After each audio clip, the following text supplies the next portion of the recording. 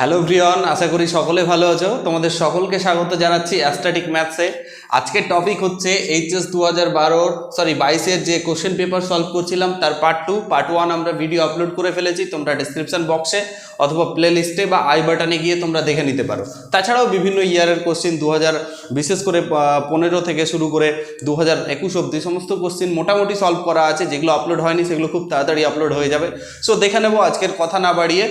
আজকের প্রথম কোশ্চেন যেখান থেকে আমরা শেষ করেছিলাম তার ঠিক পরে থেকে শুরু করব। ওকে, আজকের প্রথম কোশ্চেন দেখে নেব।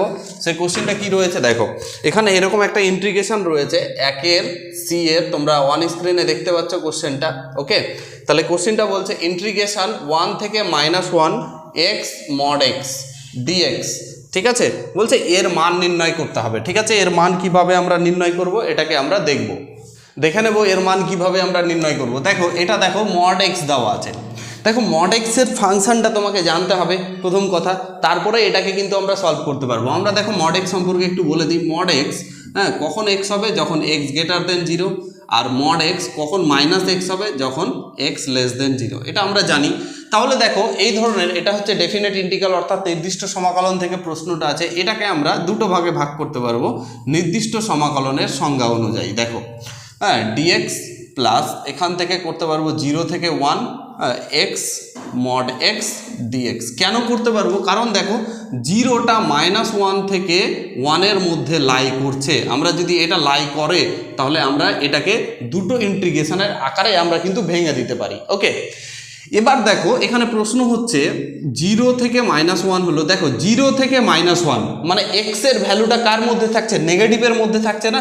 দেখো 0 থেকে -1 নেগেটিভের মধ্যে থাকছে, তাহলে এটা কি দেবে, এক্স মাইনাস মড এক্স থেকে কি বেরোবে, -x বেরোবে।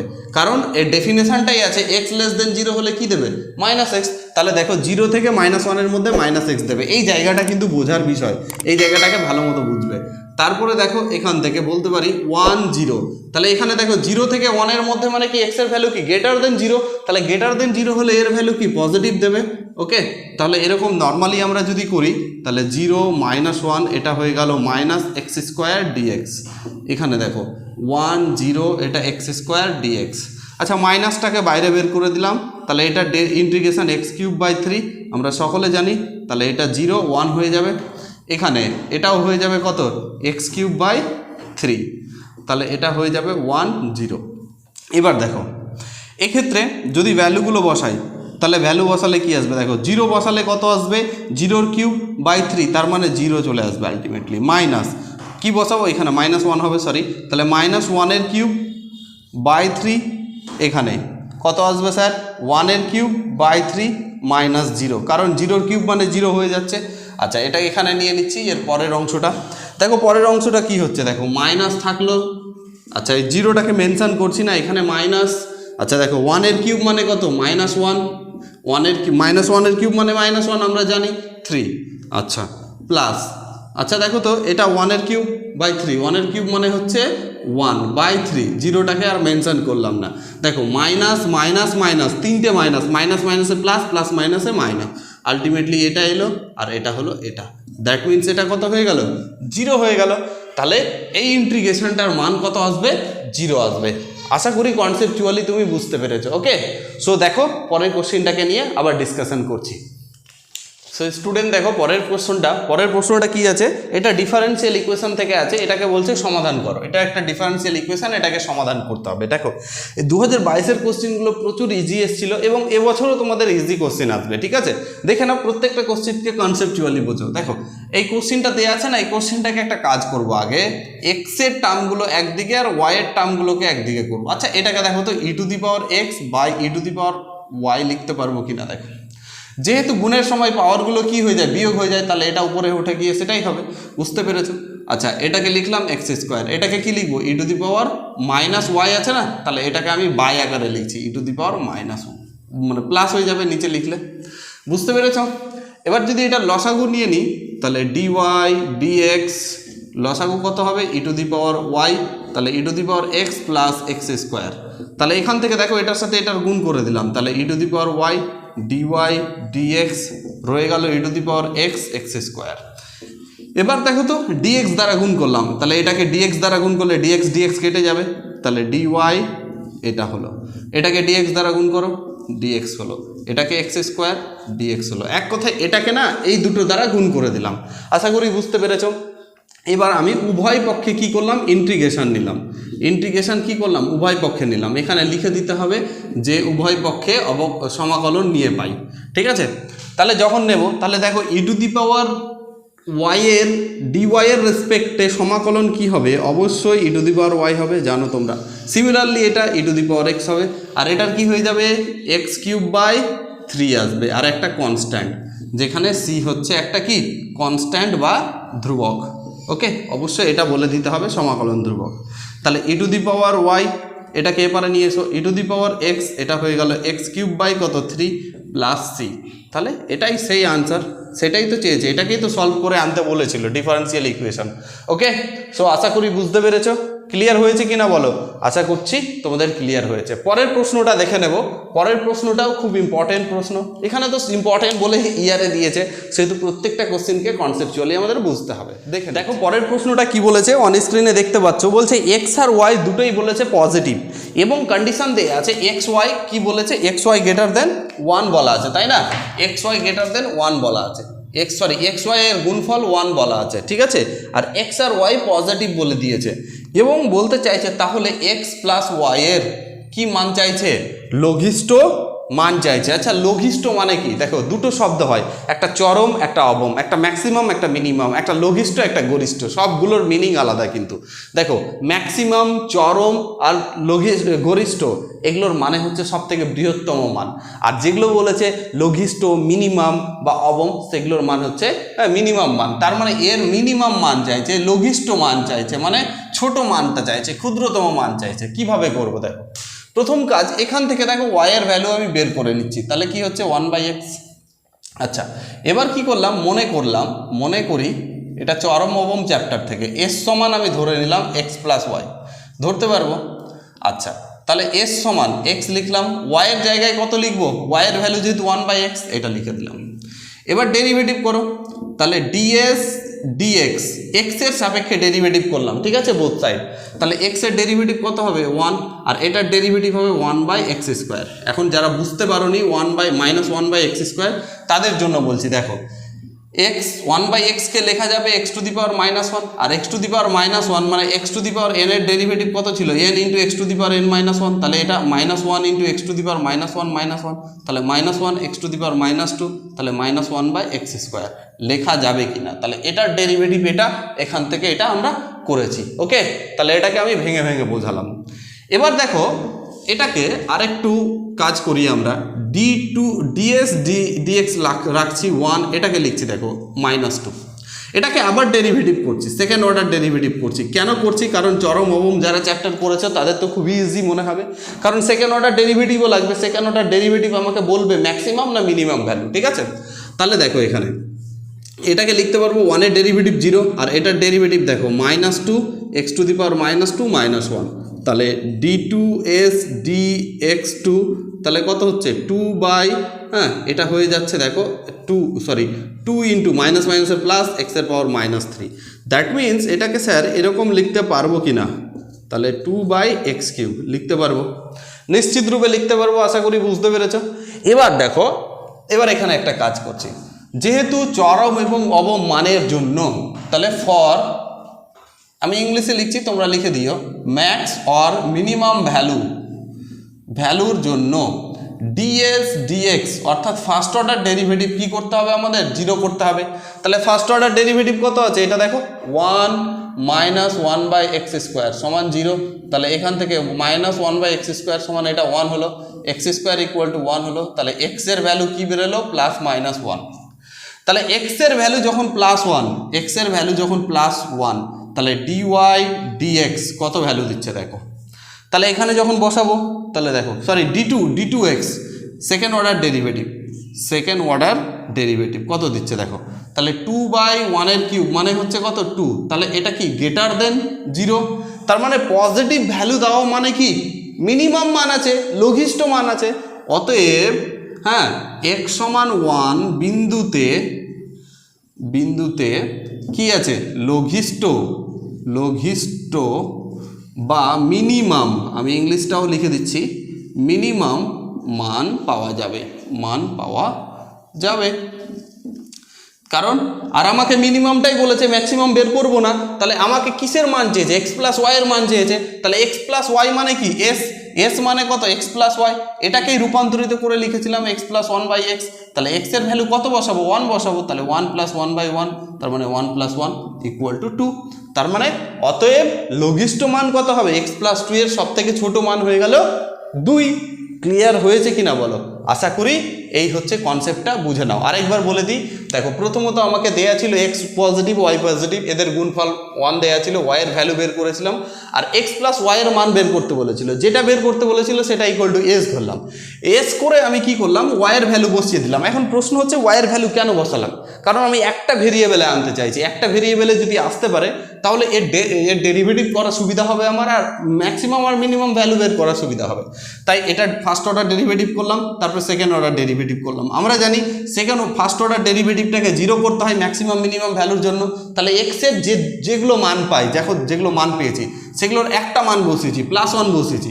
+1 বসালে সেকেন্ড অর্ডার ডেরিভেটিভও বসাবো, যদি পজিটিভ পেতাম তাহলে মিনিমাম মান, যদি নেগেটিভ পেতাম তাহলে ম্যাক্সিমাম মান। তাহলে আমাকে লঘিষ্ঠ মানই তো বের করতে বলেছে, তার মানে পজিটিভটা, আর মিনিমামটা চেক করলাম না। তাহলে এখান থেকে আমি পেয়ে গেলাম এক্স এর ভ্যালু পেয়ে গেলাম, এখান থেকে এক্স এর ভ্যালু বসালাম, তাহলে 2 পেয়ে গেলাম। আশা করি ক্লিয়ার হয়ে গেছে, ঠিক আছে। এখানে যদি বলতো এক্স এর মান কত আর ওয়াই এর মান কত, দেখো এক্স এর মান তো পেয়ে গেছি, তাহলে ওয়াই এর মান কত হতো, এখানে পুট করে দিতাম, তাহলে 1/1, তার মানে 1, তাহলে এক্স এর মানও 1 হতো, ওয়াই এর মানও 1 হতো। এটা কোশ্চিন দিতে পারতো, ঠিক আছে, দেয়নি সেহেতু আমরা এভাবে করব। ক্লিয়ার হয়েছে কিনা বলো? নিশ্চিত রূপে ক্লিয়ার হয়ে গেছে। চলো দেখি পরের প্রশ্নটা। সো দেখো পরের প্রশ্নটা খুব ভালো কোশ্চেন একটা, এটা স্পর্শক অভিলম্ব থেকে প্রশ্ন দিয়েছে, বলছে 4,4 বিন্দুতে, ঠিক আছে, কোন বিন্দুতে বলেছে, 4,4 বিন্দুতে, এই বিন্দুতে x² + y² = 32, ঠিক আছে, এর স্পর্শকের সমীকরণ নির্ণয় করতে বলেছে। তাহলে স্পর্শকের সমীকরণ আমরা কিভাবে নির্ণয় করি, আমাদের জানা আছে, কোনো একটা বিন্দুতে কোনো একটা কার্ভের সাপেক্ষে স্পর্শকের মানে সমীকরণ কি হওয়া উচিত, y - y1 = dy dx। এখানে যে বিন্দুতে বলেছে সেই বিন্দু x - x1, এটা আমরা জানি। তাহলে দেখো x1 y1 দেয়া আছে যে বিন্দুতে বলেছে, তার মানে এটা x1 বিন্দু আর এটা y1 বিন্দুতে বলেছে, ঠিক আছে। এই কার্ভে যেহেতু স্পর্শ করবে, দেখো এটা সার্কেলের ইকুয়েশন, সার্কেলের কোনো একটা বিন্দুতে, ধরো যে এরকম সার্কেল দেখতে পাচ্ছ x² y², তোমরা জানো এটা বৃত্তের ইকুয়েশন। তাহলে কোনো একটা বিন্দু এখানে আছে এইরকম, এই বিন্দুটা হচ্ছে 4,4। তাহলে প্রশ্ন হচ্ছে যে এর যে এটা স্পর্শক না, এই স্পর্শকের কি বের করতে বলেছে আমাকে, সমীকরণ। তাহলে দেখো তো এই স্পর্শক একটা সরল রেখা, আর সে সরল রেখাটা কত বিন্দুগামী, 4,4, আর এই সরল রেখাটার যদি আমি প্রবণতা পেয়ে যাই তাহলে আমি কি করতে পারবো, তাহলে যদি প্রবণতা পেয়ে যাই তাহলে সরল রেখাটার ইকুয়েশন হয়ে যাবে। আর প্রবণতা মানে কি, ক্লাস 11-এ শিখেছি অন্তর্কলজের ব্যাখ্যাতে, dy dx at this point, এই পয়েন্টে প্রবণতা, তাহলে প্রবণতা পেয়ে যাবো। তাহলে দেখো তো এটা একটা সরল রেখার সমীকরণ, দেখো তুমি ক্লাস 11-এ এরকম ভাবে পড়েছিলে, y - y1 = m × x - x1, আর এমটা কি, এমটাই তো এখানে, এটা ছিল ক্লাস 11-এর সঙ্গে 12-এর রিলেশন, ঠিক আছে। এবার আমাকে প্রথম টার্গেট কি বের করতে হবে, dy dx at this point 4,4, তাহলে এটা ডেরিভেটিভ করো x এর সাপেক্ষে, তাহলে x এর সাপেক্ষে এটা ডেরিভেটিভ 2x, এটার ডেরিভেটিভ 2y dy dx, আর এটা কনস্ট্যান্ট, এর ডেরিভেটিভ 0, তাহলে 2y dy dx = -2x, that means এখান থেকে 2 ক্যান্সেল, তাহলে dy dx = -x/y। এখন প্রশ্ন হচ্ছে 4,4 পয়েন্টে না, তাহলে dy dx অ্যাট কোন 4,4, তার মানে x এর মানও 4, y এর মানও 4। সো এটার ভ্যালু কত পেলাম আমরা, এটার ভ্যালু পেয়ে গেলাম -1 পেলাম। তাহলে স্পর্শকের সমীকরণ, অতএব স্পর্শকের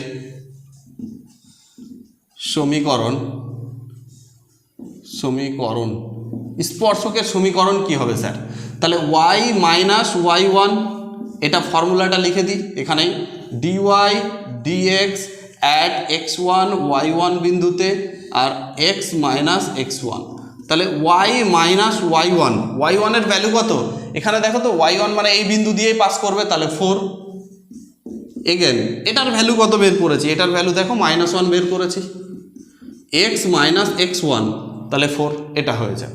তাহলে এটাকে একটু সাজিয়ে লেখো, তাহলে এটা হচ্ছে y মাইনাস 4, এটাকে মাইনাস এক্স মাইনাস মাইনাসে +4, তাহলে এটাকে এপারে নিয়ে এসো, তাহলে x প্লাস ওয়াই এটাকে ওই পারে নিয়ে যাও, তাহলে 4 + 4, তাহলে এখানে x plus Y equal to হচ্ছে 8।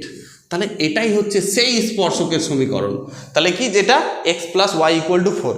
দেখো এটা স্যাটিসফাইডও করে, দেখো স্পর্শকের সমীকরণ মানে একটা সরলরেখার সমীকরণ, আর সরলরেখায় বিন্দু দ্বারা পাস করবে, তাহলে 4 + 4 কত হচ্ছে 8, তাহলে বাম পক্ষ সমান ডান পক্ষ হচ্ছে। যাই হোক আমি স্যাটিসফাইড করে দেখালাম, যেটা দরকার নেই।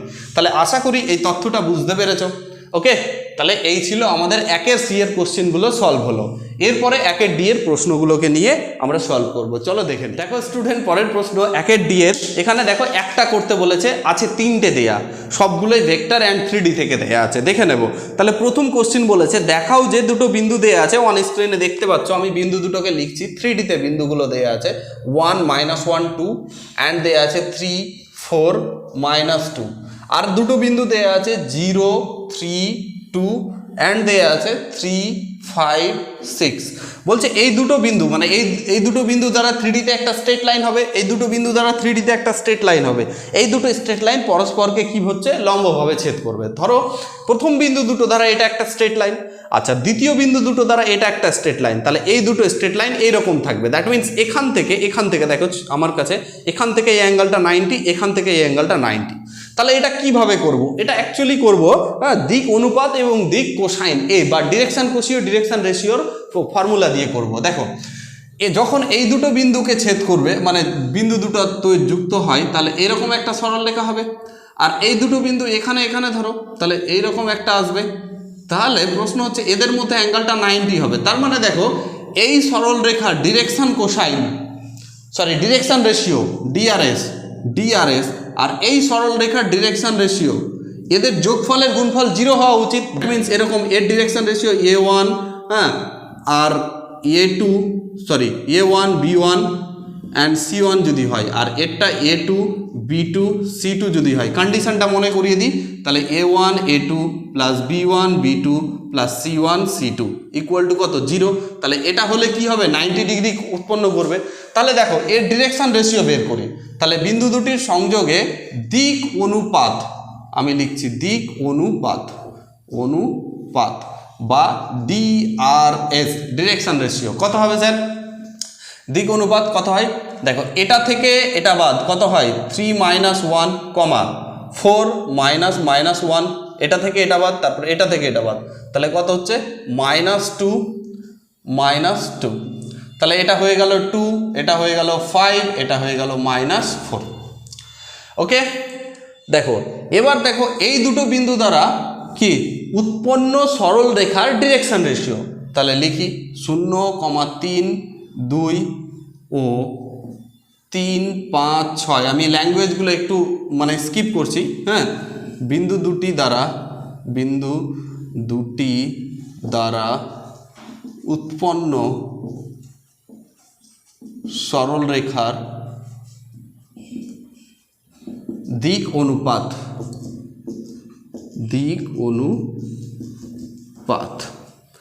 অনুপাত কত হয়ে যাবে? তাহলে এখান থেকে এটা বিয়োগ করো, তাহলে 3 - 0 5 - 3 6 - 2, তাহলে এটা কত হয়ে যাচ্ছে 3 2 4 হয়েছে। অতএব তার মানে এটা a1 b1 c1 a2 b2 c2, তাহলে এটার গুণ করো, তাহলে 2 × 3 প্লাস এটার গুণ করো 5 × 2 প্লাস এটা -4 × 4, তাহলে এটা হয়ে গেল 6, এটা 10, এটা প্লাস মাইনাসে -16, তাহলে 16 - 16 তার মানে 0। এখান থেকে কি বোঝা যায়? তাহলে এই দুটো বিন্দু দ্বারা সরলরেখা আর এই দুটো বিন্দু দ্বারা সরলরেখা পরস্পর কি লম্ব, কারণ এটাই তো তার শর্ত ছিল। তাহলে অতএব লিখে দেব সরলরেখা দুটি পরস্পর লম্ব, কারণ কন্ডিশন সেটাই স্যাটিসফাই করেছে, এটাই প্রুভ আমাদের করতে বলেছে। আশা করি বুঝতে পেরেছ। ক্লিয়ার হয়েছে কিনা কনসেপ্টটা? একবারে যারা ডিরেকশন রেশিও ডিরেকশন কোসাইন এই সমস্ত জিনিসগুলো ভালো কনসেপ্টে আছে তাদের কিন্তু খুবই ইজি হয়ে যাবে, ঠিক আছে। তো তোমাদের যাদের হয়নি আমি অবশ্যই এই ক্লাসগুলো শেষ করে এগুলো থিওরি ক্লাস করাবো, তোমরা চ্যানেলটা সাবস্ক্রাইব করে থাকতে পারো, ঠিক আছে, রাখতে পারো আর বন্ধুদের সঙ্গে শেয়ার করতে পারো। দেখে নেবো পরের প্রশ্নটা কি বলেছে। এটা কোশ্চেনটাও খুব ভালো কোশ্চেন, ঠিক আছে, এটা তুলে নাও, হ্যাঁ, স্ক্রিনশট নিয়ে নাও। পরের প্রশ্নটা কি বলেছে, পরের প্রশ্নটা বলেছে তিনটে বিন্দু দেয়া আছে, হ্যাঁ, বিন্দু তিনটি কি বলেছে, বিন্দুগামী সমতলের সমীকরণ, মানে একটা তিনটে বিন্দু কি কি দেওয়া আছে 1,0,0, নেক্সট দেওয়া আছে 0,2,0, হ্যাঁ, আর নেক্সট দেওয়া আছে 0,0,4। এই যে বিন্দু তিনটি দেখতে পাচ্ছ না, এই বিন্দু তিনটি বলছে একটা সমতলের সমীকরণের বিন্দুগামী। তাহলে একটা সমতলের সমীকরণ যদি তিনটে বিন্দু দেয়া থাকে তার সমীকরণ কেমন হয়, আর এখানেই বা কেমন হবে এটাকে আগে জানতে হবে। ধরো তোমরা থিওরিতে পড়েছো x1 y1 z1, x2 y2 and z2, x3 y3 and z3, এই তিনটে বিন্দুগামী সমতলের সমীকরণ কি হবে, কি বলে এটাকে, determinant of x minus x1 y minus y1। শুধু শর্তটা আমি তোমাদের মনে করিয়ে দিচ্ছি, x2 minus x1 y2 minus y1 z2 minus z1, x3 minus x1 y3 minus y1 z3 minus z1। এটা ইকুয়াল টু কত হবে, 0 হবে। তাহলে একই রকম করো, এটা x1 y1 z1, x2 y2 z2, x3 y3 z3। তাহলে এখানে সমতলের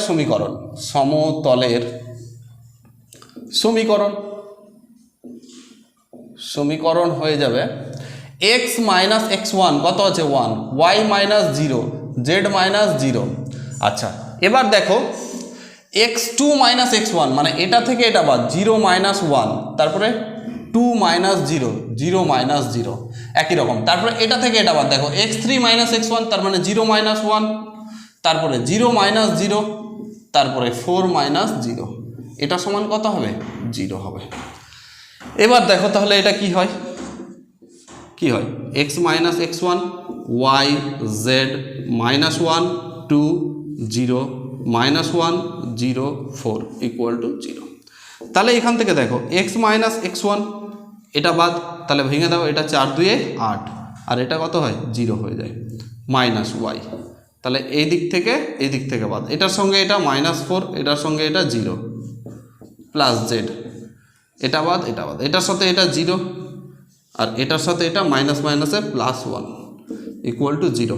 একটু ক্যালকুলেশন করে নাও, 8 দ্বারা মাল্টিপ্লাই করো, 8x মাইনাস 8, এটা হয়ে যাচ্ছে মাইনাস মাইনাসে প্লাস 4y। এখানে দেখো এটা 0-র সাথে গুণ করবো না, এটা 2z, তাহলে 2 দ্বারা ভাগ করে দাও, তাহলে এটা হচ্ছে 4x minus 4 2y plus 2 equal to 0। এই 4টাকে ওই পারে নিয়ে চলে যাও, তাহলে 4x প্লাস 2y, আচ্ছা জেডটা, হ্যাঁ এখানে জেডটা ছেড়ে দিয়েছিলাম, প্লাস 2z, আর এটাকে ওই পারে নিয়ে গেলে হয়ে যায় 4। তাহলে this is the equation of the plane, বা এটাই হচ্ছে সেই ইকুয়েশনটা যেটা নাকি আমাদের এই তিনটে বিন্দু দ্বারা পাস করবে, সেটা সমতলের ইকুয়েশন। বুঝতে পেরেছো? সিম্পলি এই ফর্মুলাটা জানা থাকলে এটা সিম্পলি এটা পুট করে দিলে সিম্পলি চলে আসবে। ওকে, ক্লিয়ার হয়ে গেছে আশা করি। চলো পরের কোশ্চেনটাকে নিয়ে ডিসকাশন করি। সো দেখো স্টুডেন্ট, পরের কোশ্চেনটা কি বলেছে, পরের কোশ্চেনটা ভেক্টর থেকে আছে, এটা হচ্ছে ডি এর 3 নম্বর প্রশ্ন। এখানে বলেছে ভেক্টর এ এবং ভেক্টর বি, দুটো ভেক্টর দেয়া আছে। কি কি দেয়া আছে স্যার?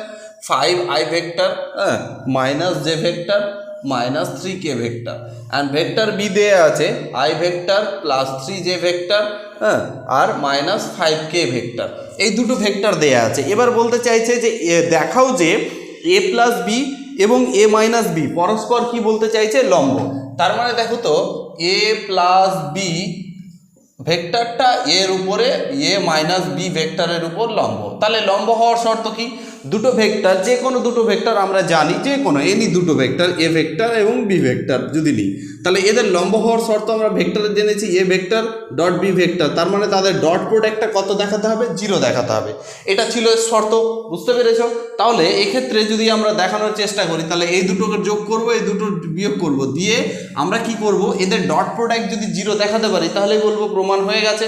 ঠিক আছে, চলো সেটাই দেখানোর চেষ্টা করছি। তাহলে দেখো, অতএব A vector plus B vector বের করছি। তার মানে দেখো তো এটা আর এটার যোগ হবে, তাহলে 5টা আর 1টাই কটা হলো 6i, এটার এটার যোগ হবে প্লাস 2j, এটার এটার যোগ হবে মাইনাস 8k। এবার A vector minus B vector, তাহলে এ ভেক্টর থেকে বি ভেক্টরকে বাদ দেবো আমরা, ঠিক আছে। তাহলে 5 থেকে 1 বাদ দিলে কত হবে স্যার 4, 4i ভেক্টর, এখান থেকে এটা বাদ দেবো তাহলে 4j ভেক্টর, এখান থেকে এটা বাদ দেবো তাহলে 2k ভেক্টর, ঠিক আছে। এবার দেখো যেহেতু এরা কি বলতে চেয়েছে, আমাকে লম্ব প্রমাণ করতে বলেছে, তার মানে তাদের ডট প্রোডাক্টটা কি হবে, ডট প্রোডাক্ট অবশ্যই 0 হওয়া উচিত। তাহলে দেখি আমরা বের করি, অর্থাৎ A vector plus B vector dot of A vector minus B vector কত আসছে দেখো। তাহলে এটা ভেক্টর কত রয়েছে 6i 2j 8k dot of 4i 4j plus 2k এটা। তাহলে কিভাবে হবে দেখো, তাহলে এটার গুণ আমরা করতে জানি, নর্মালি ডট প্রোডাক্টের গুণ কিভাবে করতে হয়, এটার সঙ্গে এটার গুণ, তাহলে 4 6 কত হয় 24, এটার সাথে এটার গুণ প্লাস মাইনাসে মাইনাস 4 2 8, প্লাস মাইনাসে মাইনাস 8 2 16, তাহলে কত হচ্ছে 24 মাইনাস 24, দ্যাট মিন্স কত হলো 0 হলো। তার মানে এখান থেকেই আমরা বলতে পারি, কি বলতে পারি sir, a vector plus B vector লম্ব a vector minus B vector লম্ব। এটাই তো প্রমাণ চেয়েছে না, আমরা এই প্রুফটাও করে দিলাম। খুবই একটা ইজি কোশ্চেন, ঠিক আছে। এই ধরনের কোশ্চেন আবারও রিপিট হবে নেক্সট ইয়ারে, সো তোমাদেরকে এই জন্য তৈরি থাকতে হবে। কনসেপ্টটাকে বোঝো, কিছুই না, ডট প্রোডাক্ট যদি 0 করে দিই তার মানে দুটো ভেক্টর পরস্পরের সঙ্গে লম্ব হয়, এটা আমরা অলরেডি জেনে এসেছি, তাই এই কাজটাই করেছি, ঠিক আছে। আশা করি বুঝতে পেরেছো। চলো পরের কোশ্চেনটাকে নিই। দেখো পরের কোশ্চেনটা কি বলেছে, পরের কোশ্চেনটা প্রবাবিলিটি থেকে আছে। এখানে বলছে ইয়ের 1 নম্বর প্রশ্নটা বলছে প্রবাবিলিটি অফ এ। দেখো পি অফ এ কত বলেছে স্যার 6/13, প্রবাবিলিটি অফ বি এটাও বলে দিয়েছে, কত বলেছে 5/13, ঠিক আছে। অ্যান্ড বলে দিয়েছে P of A union B এটা বলে দিয়েছে 7/13। তাহলে বলতে চাইছে P of A slash B এর ভ্যালু কত হবে, তাহলে এটা আমাকে বলতে চাইছে এটার ভ্যালু কত হবে। ওকে, তাহলে দেখো এই কোশ্চেনটার দিকে তুই যদি তাকাই, তাহলে এর আনসারটার দিকে দেখো, তাহলে P of A slash B এটা একটা কন্ডিশনাল প্রবাবিলিটি আছে, এটার মানে কি, এটার মানে আগে জানতে হবে। এটার মানে হচ্ছে P of A intersection B by P of B, বুঝতে পেরেছো। আবার বলি, P of A intersection B by P of B, যেটা নিচে থাকবে সেটাই, ঠিক আছে। এবার প্রশ্ন হচ্ছে দেখো পি অফ বি জানা আছে, P of A intersection B জানা নাই, তাহলে এটাকে বের করার চেষ্টা করি। আমরা জানি P of A intersection B এর ফর্মুলা কি, P of A plus of P of B minus of P of A union B. দেখো এটা অবশ্যই ফর্মুলাগুলো তোমাদের জানতে হবে, আমি যখন প্রবাবিলিটি করাবো তখন কিন্তু এগুলো করাবো, ঠিক আছে।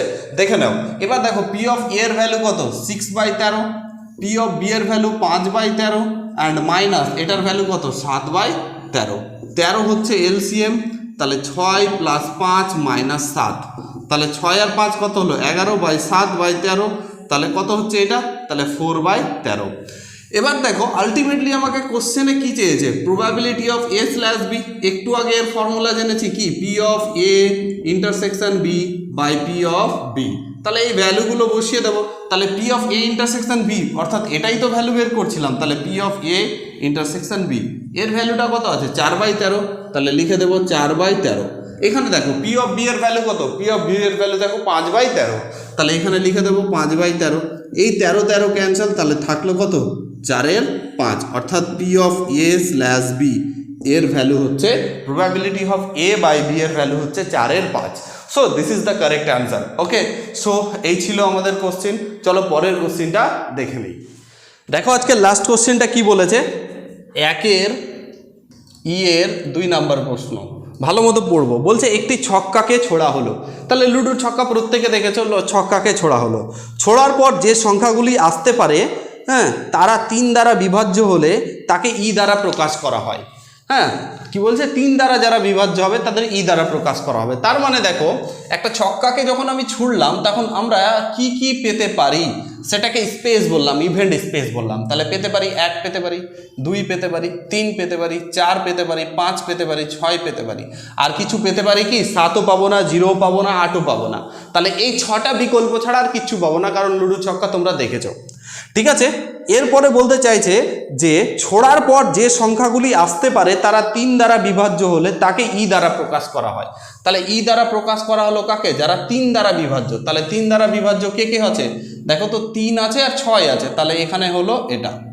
হ্যাঁ, এরপরে গল্পটা বলছে যে সংখ্যাটির জোড়া কি বলছে, সংখ্যাটির জোড় সংখ্যা দেখা গেলে তাদের এফ দ্বারা প্রকাশ করা হবে। তার মানে এদের মধ্যে যারা কি বলা আছে জোড় আছে তাদেরকে এফ দ্বারা প্রকাশ করতে হবে। জোড়কে 2, 4 আর 6, তাহলে 2, 4, 6।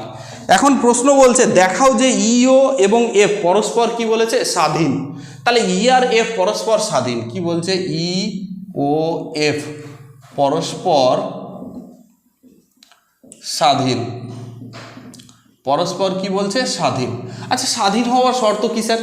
তাহলে স্বাধীন ই আর এফ পরস্পর স্বাধীন হচ্ছে ই ইন্টারসেকশন অফ এফ সমান হচ্ছে ই of A dot E of এটা, হ্যাঁ sorry P of probability of এটা। যদি এটা কন্ডিশন হোল্ড করে তাহলে এটাকে বলবো স্বাধীন, নালে নয়। তাহলে দেখি, তাহলে এখান থেকে দেখো ই ইন্টারসেকশন এফ মানে এদের মধ্যে কমন কে আছে, দেখো তো কমন কে আছে এই দুটোর মধ্যে, 6 6 ছাড়া আর কেউ নেই। তাহলে প্রবাবিলিটি অফ ই এটা কত হবে? তাহলে আমরা জানি নাম্বার অফ টোটাল আউটকামস, তাহলে টোটাল আউটকামস কত, 1 2 3 4 5 6টা। ফেভারেবল আউটকামস কত ই এর ক্ষেত্রে 1 2, তাহলে কাটাকুটি করো, তাহলে 1 এর 3, তার মানে কত এলো প্রবাবিলিটি অফ ই সমান হচ্ছে 1 এর 3। প্রবাবিলিটি অফ এফ সমান কত আসবে, দেখো নাম্বার অফ টোটাল আউটকাম 6টা দেখতে পাচ্ছি, আর এখানে কটা 1 2 3টে, তাহলে 3টে, এটাকে কেটে দাও, তাহলে 1 এর 2 এলো। এবার প্রবাবিলিটি অফ কি বললাম, ই ইন্টারসেকশন এফ, তাহলে নিচে 6টা, এদের মধ্যে কটা রয়েছে, একটাই রেজাল্ট, তাহলে এটা হলো 1 এর 6। তাহলে আমাকে প্রমাণ করতে হবে P of E dot P of F বের করার চেষ্টা করছি, P of E dot P of F বের করার চেষ্টা করছি। ওকে, পি অফ ই এর ভ্যালু কত, তাহলে পি অফ ই এর ভ্যালু হচ্ছে 1 এর 3, পি অফ এফ এর ভ্যালু কত 1 এর 2, তাহলে 1 এর 6। এটার মান কত, P of E intersection F, that means P of E intersection F equal to P of E dot P of F. এই হয়ে গেল প্রমাণ। অতএব বলতে পারি ই ও এফ পরস্পর কি জানো স্বাধীন ঘটনা, স্বাধীন। তাহলে স্বাধীনের শর্ত লাগিয়ে দিলাম। ওকে, আশা করি বুঝতে পেরেছো, ক্লিয়ার হয়েছে। তাহলে এই ছিল, স্ক্রিনশট নিয়ে নাও, এই ছিল তোমাদের এই কয়েকটা কোশ্চেন নিয়ে ডিসকাশন করলাম। পরের ক্লাসে পুরো কোশ্চেনগুলোকে নিয়ে ডিসকাশন করব। আশা করি বুঝতে পারা গেছে। যদি কোনো রকমের ইনকোয়ারি থাকে তাহলে অবশ্যই আমাকে কমেন্ট সেকশানে জানাবে, আর তাছাড়া কন্ট্যাক্ট তো পেয়ে যাবে। ও আজকের ক্লাসটা এখানেই শেষ করছি। Thanks for watching this video. মন দিয়ে পড়তে থাকো, সঙ্গে থেকো।